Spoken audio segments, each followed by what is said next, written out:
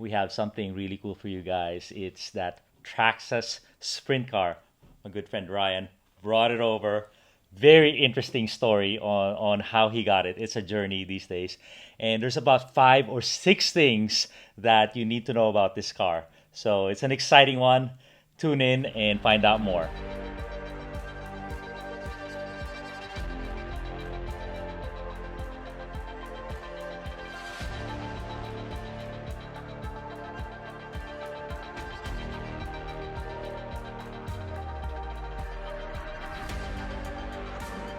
All right, Ryan, what have you brought us? Please tell us. All right, we got the Traxxas 1920s sprint car from Snap-on, special edition. Super rare, hard to get.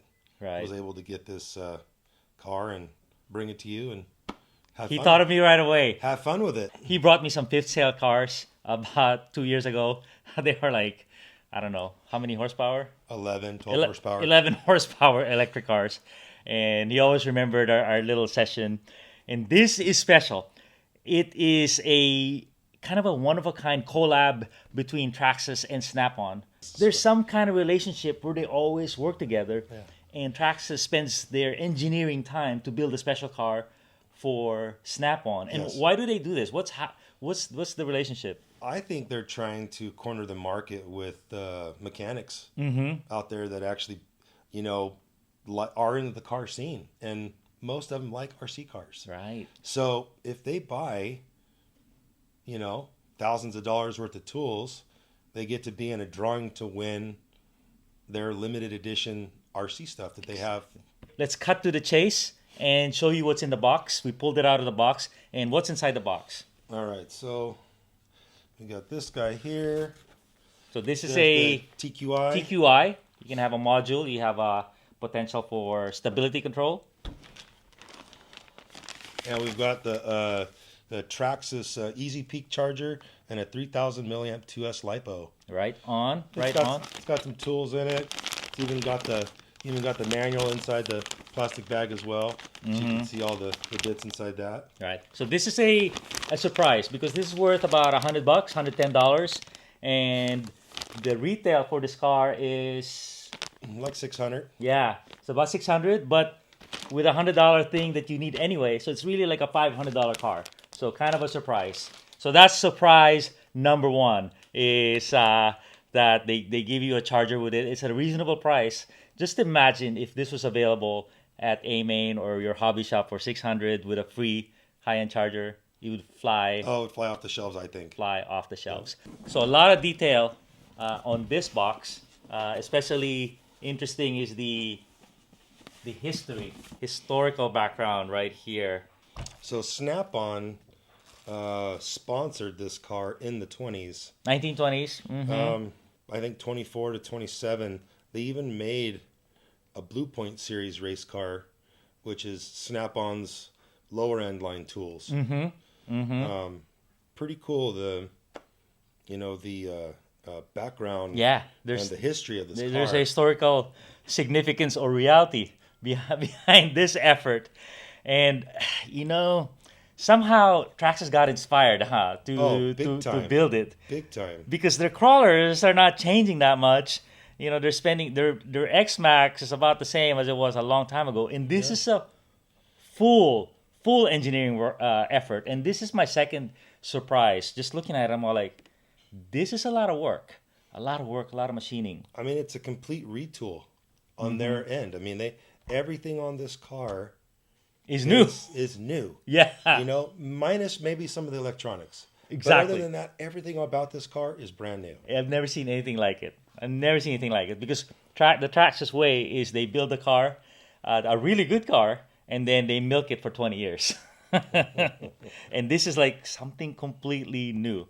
He said, be very careful of the plastic because he had his friend do it and it snapped off. This part with a tiny little needle looking thing Yeah. just came off, huh? I want to believe, I want to say that's the fuel prime knob Uh-huh. for the fuel distribution for the engine. Right. Just first off with the body, it's super detailed. You've got the inside of the dash on this guy. It's got all the gauges and everything. It's got the steering wheel. It's got a plastic seat that looks looks authentic. Looks authentic, leather look. with the little bits on here to snap on like a cover, like the race car would have. And you don't see this level of detail on a Traxxas car, huh? No, you don't really see that with these Traxxas cars. Yeah, the bashers, they just have you weird... got a plastic body, and you go out and wreck them. Yeah, you know. And then probably the most detailed car would be the crawlers, the TRX4, exactly, Chevys and whatnot. Yep. But this is at a whole nother level, and it looks like a hard body. It does. It really does. But it's Lexan. Lexan with the hard plastic screwed to it. So let's take the body off. All right, let's see it. So on the bottom of the car, there's these plastic clip areas, 2 in the rear, 1 in the front. And you push to release. Oh, quick release. The body slides up. They invented a whole clipless body mounting system. So you can see the clips on the bottom of this guy. Similar to their the TRX4 and the X-Max. But what I'm noticing, the clips are on the body. Yeah. Normally the clips are on the chassis. Pretty cool. Cool. How much do you think that thing weighs? It's pretty light actually. Okay. Wow. For all this detail. And it looked this tip is a plastic molded piece, and you can see through it. Yeah. Oh my God! What? All right, and the chassis, all brand new chassis. What are we seeing here? Yeah. So, I think they wanted to kind of catch the realism of the 20 sprint car. So the steering on this guy, I know it's kind of hard to see, but the steering servo sits here. And it's got a steering arm that comes back to another arm here and a long steering shaft that comes to the front of the car. You guys can see that. It mimics how the real steering was on the race car. On the race car. So it looks, proportionate. It looks, Right. On the scale. On the race car, the motor, the big monster motors here, probably a V8 or a V12. Yeah. And so they needed to get the steering wheel to the tire, so they just put a rod outside the car. Yep. And that's what this is simulating. Very, very 20s. Yeah. Yep. I would think the next thing that you would see on this, even before you pull the body off, is the suspension. So you've got these lever style shocks with a wound spring inside of them. And like I don't know if you want to call this cam style or lever style shock. Right. For suspension. Kind of like a trailing arm, but it's a little more involved than that, huh? Exactly. Because it holds the suspension in place, but it also is responsible for the spring and the damping. Yep. And then I think another one of the things here it kind of really sticks out like a sore thumb when you pull the body off is how the motor and the transmission are mounted on the back. Right. You know, I mean, what's the last RC car, Francis, that you have seen where the motor was mounted straight up and down? It looks like a rocket.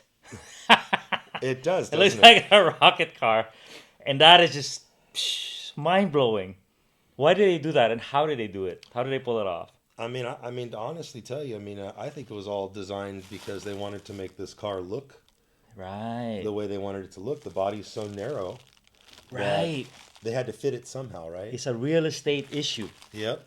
Where you couldn't put the motor here because we have all our steering and electronics. You have a battery that has to sit right here.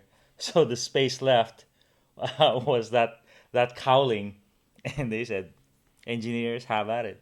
Yep. And so the motor is here, the pinion is here, huh? Correct. And what is this? Spur gear is in here. Spur gear, I don't know if it's got a clutch in it or not. I'm assuming it probably does have some kind of clutch mechanism in the spur gear like most Traxxas vehicles have. And then there's a drive shaft in here. There's a drive shaft. It looks like a universal. And it has to slide. It's a telescoping one. Oh! Because the rear end has to telescope up and down inside there. So price number, I think, 4 is the suspension, but number 5 is this motor. And even though I saw it earlier, what I'm noticing now is it is telescoping because it has to handle the suspension. Shit, yep. Comes with their, complete setup. 2S 2S. LiPo. Although I have seen one of these on 3S. Right. So, So I think 2S means it was designed for 2S to handle I 2S, think, yeah. but the electronics can handle 3S. Yeah. Definitely a 2S rig. I mean, you see how narrow the tires are.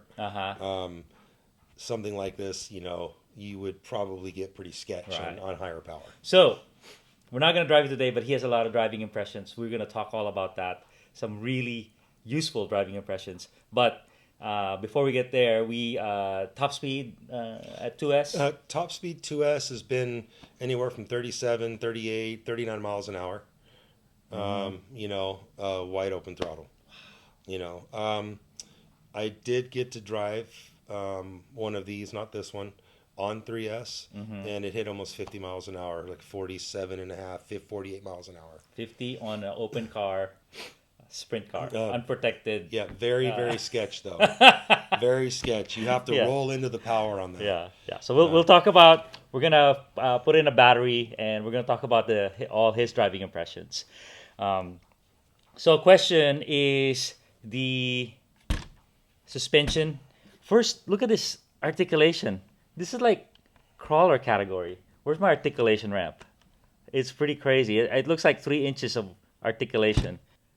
You put it up on the ramp until the wheels don't touch anymore, and then you measure it with a ruler. And that I'm gonna tell you guys on the edit, but it looks like 3.5 to 4 inches of. On these lever shocks, there's a dampening. I don't know how they work, but I know there's a dampening device inside these. Okay. So if you compress this and let it go, it comes back. It's got a little bit of slowdown before it goes full extent. So a lot like your door return mechanisms, they slow it down. There's some kind of fluid. It's basically 4-link front and rear. It's kind of a crawler base, huh? It's so weird how long this suspension arm is. Yeah. I wonder why. I mean, if you get down to, the looks of the car, if you look behind the wheels, these look like the old drum brakes from the 20s. That's true. That's true. The way the knuckles and everything They're are. not disc brakes. Yeah, they're They're not disc drums brakes. because They're they were drum brake. back in the day. Yeah. That's harder to accomplish. And they would call these juiced brakes, not manual. They had manual on the factory cars back in the 20s. The brakes were manual. There was a rod that came out and moved another rod and pulled the brakes. And, Wow. But the upgrade was to go hydraulic. So that terminology was called juiced brakes. So these you think were hydraulic? I think the race car stuff was hydraulic. Yeah. Juiced. Juiced. Love it. Ryan just put in the battery, and we learned a couple things. What did you see? So the battery tray clip at the top has a spot you can actually put when you connect the battery to the ASC or to the ESC. You can clip that connector in the top and hold it down. Keeps it out of the way from hitting anything. All right, we got power. You got power? We got steering. Actually, pretty good steering. Look at that steering angle. Oh my God. You guys see that? One of the advantages of these kind of cars is that the tires are so narrow that they don't hit the arms or the leaves. Steering's pretty. All right, let's see some juice. All right. It's a little noisy, but it's not bad though. Yeah. Got a little whine. That's your how fast? 30? 38 miles an hour roughly. 40 miles an hour right there. Oh, you can see the tire expand. Yep. So at 50, that thing is probably just going. Okay. It's not crawler, but definitely controllable. Rev it and then let go. Okay, so it's not crawler. It doesn't brake hard. It's coasting a little bit, and then try and rev it and then brake. Okay. Oh. It does have Wait a minute, guys. control. Wait a minute, guys. Ryan just found something. I asked him earlier, hey, does it have stability control? Keep it straight. And he goes, I don't know. DQI has it, but check this out. You know what that is? That is stability control. So out of the box, it is tuned in with stability control. And I bet you this thing is adjustable. Yeah. There's minimum. No stability control. So you can turn it off. Yep. And then That's halfway. halfway. So it probably got shipped with halfway, right? Yeah. Stability control. And then full. Full stability control. So you can have full unstable. So if you're on very loose ground, it will keep you straight. The problem with full stability control is it's hard to turn. Yeah. It wants to go straight. Yep. Wow. Body sits on there quite nice. So it's solid on the rear. On the front, there's a little bit of wiggle. So you can probably put a little foam there, little rubber gasket to get rid of this. It might knock a little bit. How was it to drive? So to drive this thing was, I thought it was going to be sketch Yeah. at first because Yeah. because of the tires, right? Yeah. Because of the real cars were sketch. Yes, exactly. But to actually drive this thing was really fun. It actually was more stable going straight than I thought. Mm-hmm. The turning radius was really good. Surprisingly hard to flip over. Really? It lot of traction, but able to slip coming into a turn. I So see. it was kind of like almost balanced, but not. Yeah. It's Um, probably more balanced than the real car. Yeah. I mean, I It would looks assume like they so. probably made it wider. It probably is wider. Yeah, than the real sprint car. But yeah, just a very different feel from what it looks like compared to actually how it drives. Yeah. I noticed that the rear tires are softer in the rear, and the front tires are hard. Mm-hmm. I don't know if that has to do with any of the traction or the turning or the. Oh wow, it is night and day. I did happen to notice that these wheels are multi-piece. Really? These outer spokes come off with when you unscrew these. Uh-huh. Then there's another nut on the backside to take the wheel off of the axle. I see. So I thought that was kind of neat. Yeah. I mean, the wire spokes on these wheels alone are just fascinating. Yeah. How detailed it is. I like the detail of the carburetor sticking out of the side. Oh, that's a carb, huh? Those are both carburetors. I see. I see. And then the detail with the coolant tank up in the front, the fuel tank in the rear. That muffler's That muffler's really cool. monster. So if you're driving this car for real, you can't be like sticking your arm out. No, you'd have a nice burn mark. You get a little tattoo right there. Yeah, all the little moldings. Oh, little what is that? Is that your? I think That's your badge. This is actually a temperature gauge for the coolant No. because there's no gauge on the dash. So if you look, there's a little temperature gauge on That's there. a temp gauge. That's a temp gauge. They went to that detail. Drivers, you think? I think a want to stick driver. So one of the something in videos that I did happen to see online, a guy had a driver in this. Mm-hmm. Maybe a little small, but Yeah, a tiny bit small. Very You might close. want to get a bigger head. All right, so to close out, Ryan, tell us about your journey in getting this car, and maybe that can help people who want it. If you want this car right now, just go to eBay, and I'll show you a sheet. They're all like between $1,000 and $1,300. Yep. Buy it like that. Yeah. But what are, let's say you don't want to do eBay, you want to save a little money. How else can you get this? So, for you guys that are mechanics, right, work in the field, buy tools, I was able to talk to my Snap-on dealer, and he didn't even know about this until I showed him a video, and he's all, "Hey, let me call corporate. Let me see what the deal is with these cars." Yeah. And he's all, "Hey, each dealer is allowed, an allotment of 2 cars." So I said, "Well, get me a car." And I ended up getting the car 4 days later.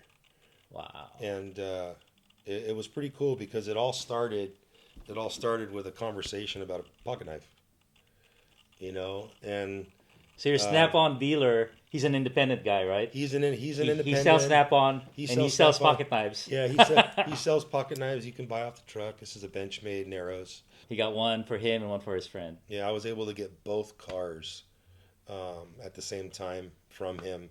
He was generous enough to sell both of them to me, and Face value? and A little more. No.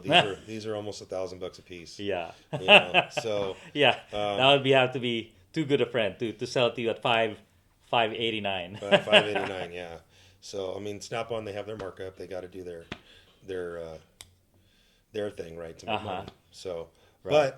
but in return, I was able to get two of them. Absolutely. And the other car I was able to drive and look at because my buddy wanted to drive it. Right. You know, so Right. I didn't want to drive mine because of, just in case something broke. Yeah. You know, So the part there's no availability. parts, right? There's no parts There are yet. no parts.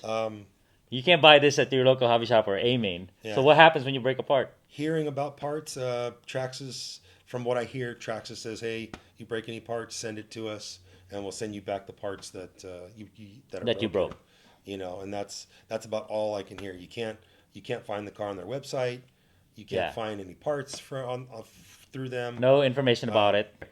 This is how it sits with the battery in with it. the battery in it. It just sags about 1/4 of the way, or maybe halfway. It's funny when you drop it. See how the front end goes down really Exactly. slow. So we're like, is it damp? How can it be damp? And sure enough, it's like your door return. Yeah. Oh my god! But so much. Oh, even more flex now. Now that we have some real flex, weight. more weight in it. Ryan, thank you. I appreciate the insight very much, and I hope you guys learned a little something about this vehicle and the hobby in general. I sure did, and I appreciate it. Awesome, Francis.